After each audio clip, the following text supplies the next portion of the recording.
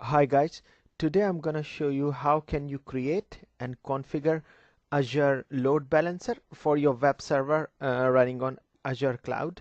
So what you see on the screen is exactly we're gonna do. So let me explain you what you see on the screen at the moment. So first thing first, if you see on the right hand side, you see something called Web Server 1. So this one, this is going to be our virtual machine, and we're gonna be running our web server on it. But what we will do that we're gonna running another web server on another virtual machine, and it will have same websites. That means uh, that would be just a replica of web server 1. Now why would you need it? So what happened that first thing first, uh, if web server 1 will go down, so web server 2 is at least available. And also if you have so many incoming traffic from the users towards your server, then at least you can distribute the traffic by using something called load balancer. Okay, so what is load balancer? Azure Load Balancer helps you to create, or rather to set up your web server for high availability, robust performance, and high reliability as well. So these are the steps which we're gonna be doing step by step in a minute. So let's start working on it now. So my first thing is going to be, I'm gonna create some availability set, and inside that I'm gonna create two virtual machine, and then we will proceed from there onwards.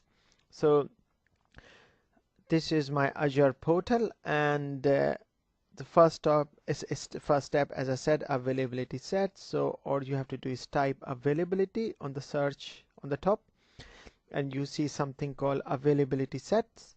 So if you click on that, and now if you click on add,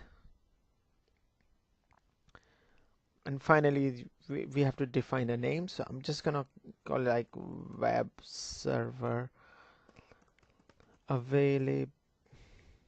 Yeah, web server availability. That's it. That's explanatory enough.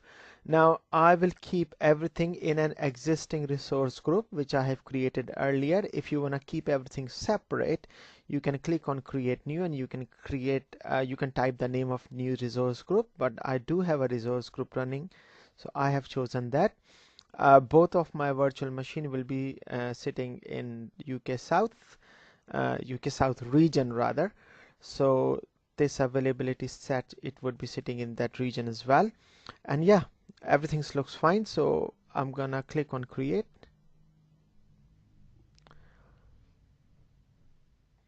So now the deployment is in progress, and you will see is gonna get created here in a minute.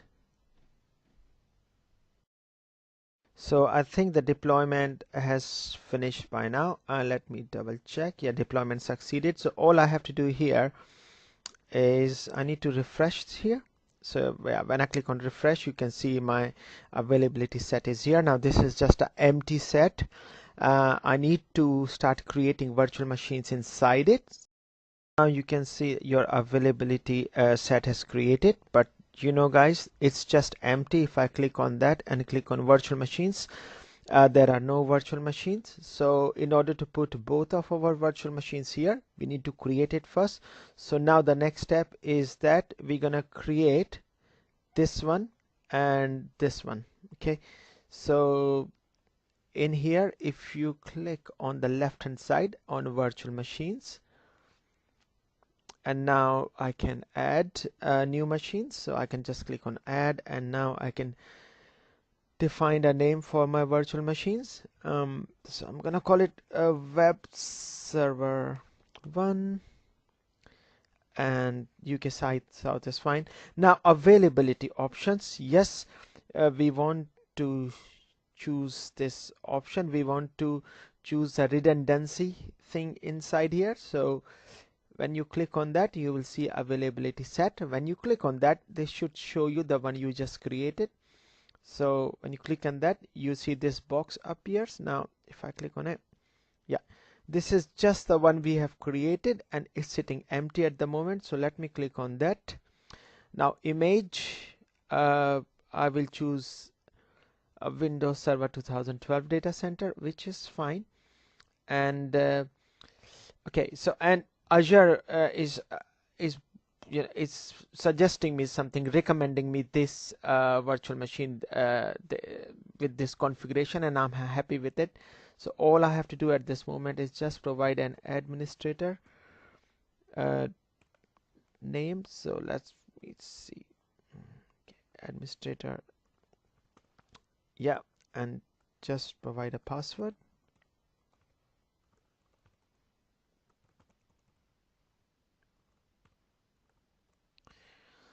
Okay, and then after that you have to allow ports here. So I want to connect my virtual machine by remote desktop, so I have allowed this port, and also it's gonna be a web server, so I have to allow HTTP 80, port 80 as well. I have explained all of this in my last video, guys, how you provision web server. So if you haven't watched that one, then stop here and you can watch that video first, so you will know exactly why I'm allowing this port. Okay, so now going forward, I'm just gonna click on next, and this looks fine. Next. Yes, guys, all of these things has been explained earlier in my old videos. uh, Next here as well, and next and next, and I have to define a key and value, so let's call it Windows Server, right? And this should tell me the pricing of my virtual machine when it's gonna be up and running. So 10 pence. Okay, fine. I'm happy with all the settings, and all I would do at this point, I'm just gonna create it. So now the deployment has started of my first machine, but what I'm gonna do, I'm gonna keep the deployment running, and I'm gonna create another virtual machine as well. So I'm gonna click back on here, and this time I'm gonna create a web server too. So I'm gonna go through all the steps again. I'm gonna pause the video here so you don't have to watch me doing the same step again for the second web server. Okay, now I can see that my deployment has succeeded for the very first virtual machines that I have created. So it's saying that deployment succeeded here. So both of my virtual machine are listed here. Let me take this off. Okay, so both of my virtual machine are listed here. So again, if you don't know where to go, all you have to do is click the virtual machine listed on the left hand side here. So if I click it, I will be on this page. Okay, so on this page, let's see the IP address of web server 1. So if I click on that, I should see a public IP address. Now I have allowed RDP port for it, so I should be able to connect it by that IP address. So I'm gonna bring up Windows Remote Desktop Connection tool here, and okay, and I'm just gonna paste the IP address of,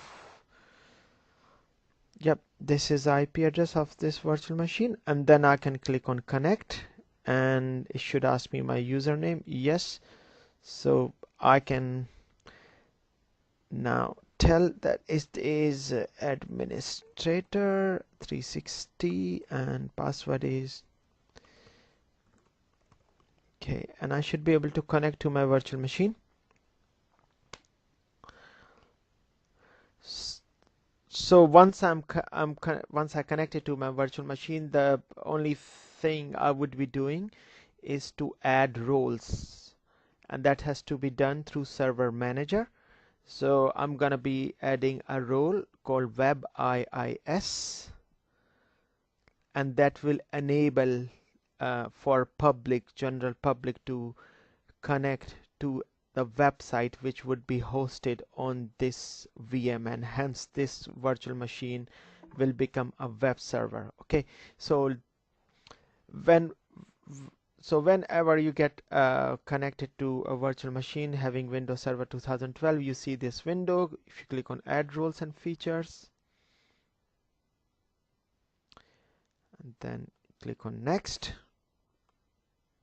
next again, and next again, and find that role which is Windows web server IIS. So this looks fine, and all you have to do is just start the installation here. So I have explained all this in my last videos as well. So this is, we are just installing a web server role in here. Click on install. Once the installation is started, you know what, meanwhile you can connect to the other virtual machine as well, because it should be ready by now. So if I minimize it, and if I go back in my virtual machines, so let me check the deployment succeeded. Yes, the deployment is succeeded now. So I can click on here, and I can do same thing here as well. So I can bring up a remote desktop connection. So I'm gonna pause the video here, and I'm gonna add that role other side as well. So in here, role is nearly finished. As my server manager just nearly finished adding the role, but I would do same thing in a on side by side simultaneously, just to save time on that. So I'm just gonna pause the video here, and I will resume it as soon as I finish installing role on both. So I have just connected to my web server 2 virtual machine, and I have started adding the role in it as well. So while the role is adding, I'm sure the other side have finished by now. So this is my other side. So this was the first virtual machine which I connected in front of you, and I started installing the role. It says it's finished, which is fine. I can close it. That means now this has been promoted as a web server. So whenever if I put IP address of this virtual machine in public area, like on Google Chrome, then people should be able to connect it to here in the website. Okay, so I'll show you where is the default website is sitting. So if you go and see inetpub, and so the page you see here now, so general public would be able to connect with this on the same page with the IP address of this virtual machine. I'm just gonna make a little bit change on this page. Okay, so this is web server 1. So all I'm gonna do quickly in the coding, I'm gonna just put one of the headings down here. Just gonna call it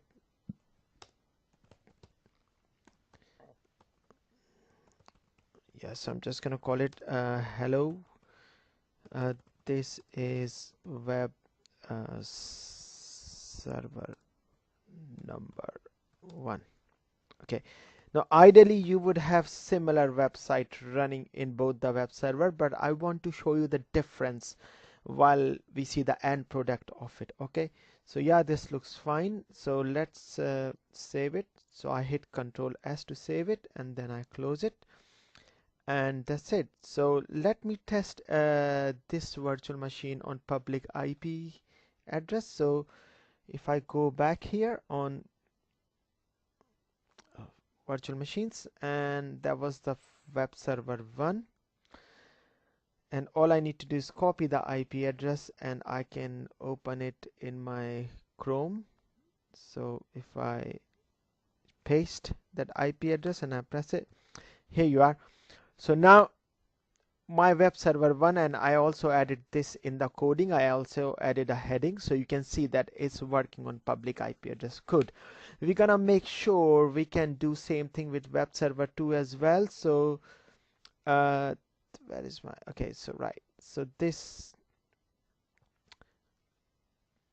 61, and yeah, here. Okay, so the role has finished installing here as well. So I'm gonna do same thing here as well. I'm gonna put heading here that hello, this is web server 2. Okay, so I'm gonna pause the video here, and let me do that quickly.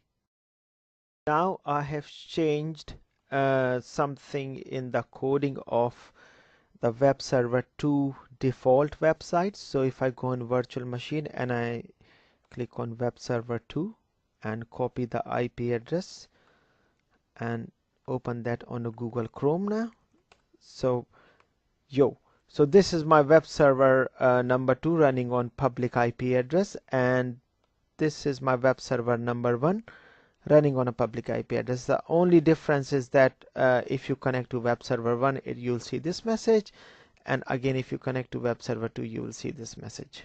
Okay, so now let's close it, so we know how they are looking like. So now the first thing we will do here is to create a load balancer. So you can see load balancer here on the left hand side under virtual machines, so you can click on that, and now again you have to click on add, and at this place you need to put the name of your load balancer. So in here now we are creating load balancer. Okay, we are on this step number 3.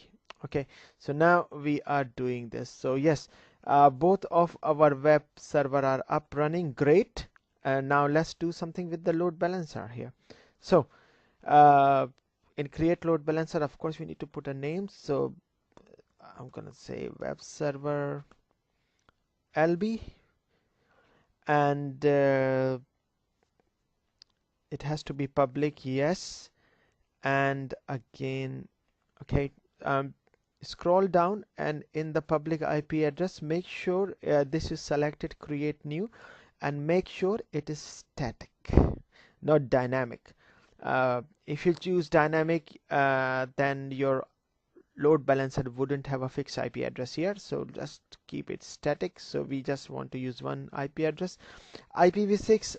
No, let's do everything on IPv4 in this video. Okay, and then again you need to select the resource group, so make sure you select same resource group where you have created those virtual machine. So my resource group was junior dev course, and location UK South, yes, because both of my virtual machines are sitting in that region, so our load balancer has to be sitting in the same region. So this is fine. All you have to do is click create, and oh yeah, of course we need to provide a name here for, so load balancer IP, yeah. Okay, then all you have to do is click create. So it's creating the load balancer here. Okay guys, the load balancer has created now. I had the message deployment succeeded, so all I have to do here is click on refresh, and I can see the same name here. Now whatever we're gonna do next, you need to keep that in mind, that these both web server, yes, they are public facing, as in the sense you can put the IP address of there and you can connect from any web browser, but also they have a private IP address for Microsoft Azure itself. So they have a public IP address and private IP address for our portal, right? So what's gonna happen that the private IP address here, now it will be called as a backend pool, and the IP address of load balancer will be the public facing, so it's gonna be called front end. Okay, so in here what's gonna happen, that we're gonna provide only front end IP address to the public. Okay, we're gonna provide the IP address of load balancer to our public. Okay, and what's gonna happen, that when people will try to connect load balancer, now there will be some algorithms running in the load balancer. They will distribute the traffic evenly. Okay, and they will make sure that yeah, things are robust and up running, and also in case one of the web server fails, then they will divert all the traffic towards another web server. Okay, so now we have created our load balancer here. All we have to do now is to configure everything inside it. So what you see here, we need to configure front end and backend pool, all that. The backend pool, that means the backend IP pool, the IP address of these two VM. Okay, so if I click back on here, and this is my load balancer, if I click on this, and now when I scroll it down, I have to configure front end, back end, health probes, and load balancing rules. Okay, so let's start with front end now. So front end IP configuration, if I click on that, I can see that something is listed here. So remember, when we created an IP address for load balancer, the name is there. It's very important to check this one because sometime it doesn't get associated.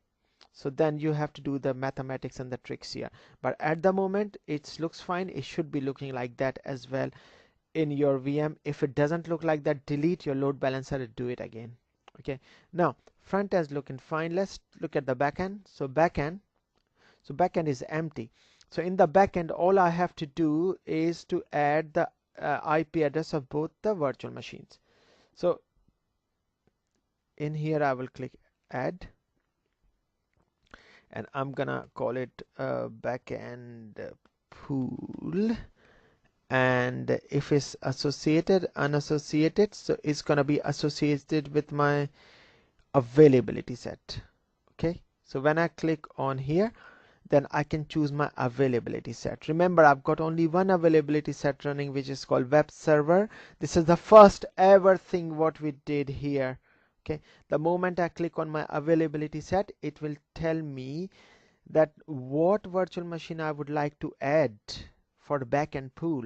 So I've only got two virtual machines are running, so all I have to do is click on add a target network IP, and the first thing first, I will choose a web server 1 and its IP address. So web server 1 and the IP address, and this is the web server 1 IP address here. And again, I'm gonna click on add a target network IP, and this time I'm gonna choose the second virtual machine, which is web server 2 and its IP address. Cool. So I've got web server 1 here, and now I have added web server 2, and all I have to do is click OK. So now I clicked OK, and it says as saving load balancer backend pool. That's fine. This is working. This is configuring at the moment. The next thing in the line is health probes. So if you click on that, and again it's empty here, so we need to add something. So we need to click on add, and now there's so many names you have to define in Azure, honestly. So let's call it web server health P for probe.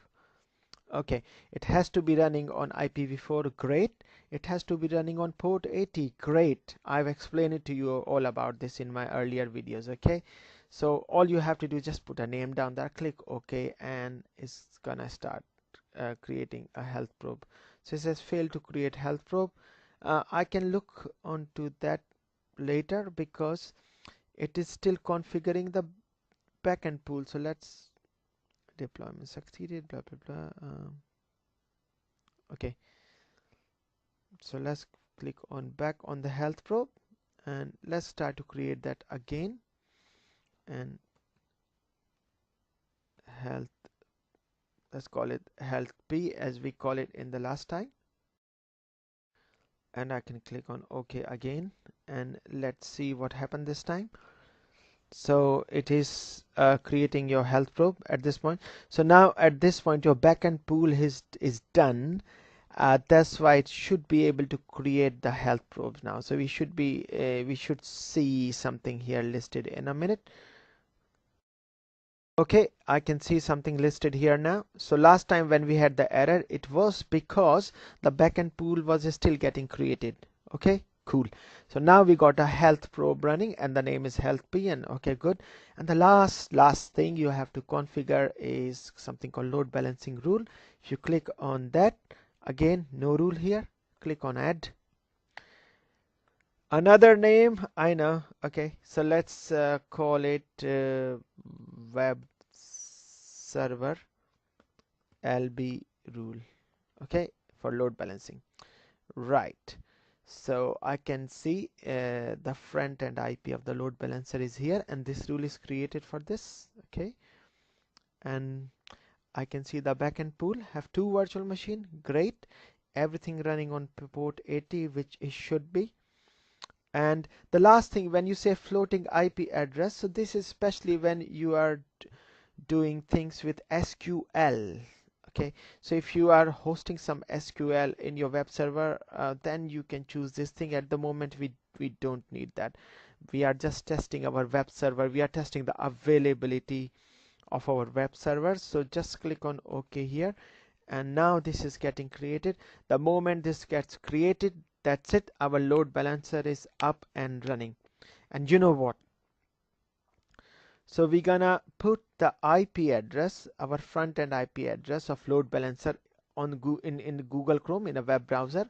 The moment I hit it, my load balancer will direct me in towards either of the web server. Okay, if the traffic's getting higher, then it will distribute the traffic. Again, I don't have a traffic at the moment. I've only got one, inbound traffic, which would be my own IP address. But this is what we're gonna do.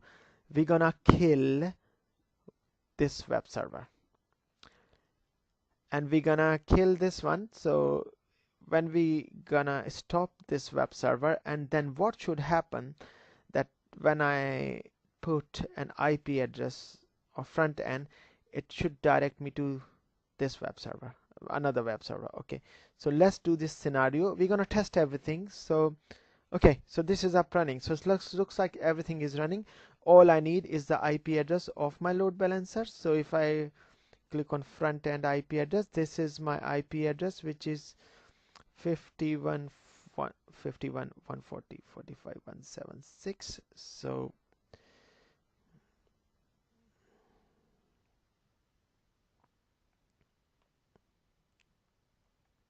okay, so I can paste it here, and I can press enter, and boom. So this is diverting me. So what happened, that if so much traffic is coming, this is the IP address of my load balancer, right? And if the traffic keeps coming, it will direct me to web server 2. But at the moment, I'm the only traffic, so load balancer algorithm is happy with it. But on this IP address, I'm gonna kill web server 1. So this should send my traffic towards web server 2. So let's go back in here, and let's click on my virtual machines, and web server 1, yes. And all I'm gonna do at this point is, okay, I can close all this first. Okay, so web server 1, I'm gonna click on stop, and I'm gonna say yes. So now it's stopping my web server 1. Okay, so it looks like my web server 1 is stopped. So again, let's look at this scenario before we do the final test, guys. This is so exciting. We've got a load balancer towards the front end, that is the public IP, and I'm gonna use that front end IP address, and normally it should distribute the traffic, and it should either send me to this web server or this web server. Okay, now I have killed this web server here now. So at the moment, this one doesn't exist anymore. So when we tried to access last time, we saw this thing, something web server written in there. So here, so yeah, so this page was still open from the last time. So all I'm gonna do, I'm gonna just refresh the window here, and there you are. You have come to web server 2. So our load balancer is working. Sorry, I clicked here. So our load balancer is working fine now. It is distributing the traffic. Not just that, if one of the web server is completely down, it will automatically direct to the incoming traffic to the available web server. So hence, Microsoft Azure load balancer provides high availability, robust, and reliability as well. Robust as in running applications. Okay, so yes, this is very good lab, guys. Is in production environment, you would really want to have a proper backup of your web server. So have a little go on this. It's not that difficult, it's dead easy lab really. Have a go on it, and if you have any problem, send me a message on LinkedIn. Okay, so enjoy.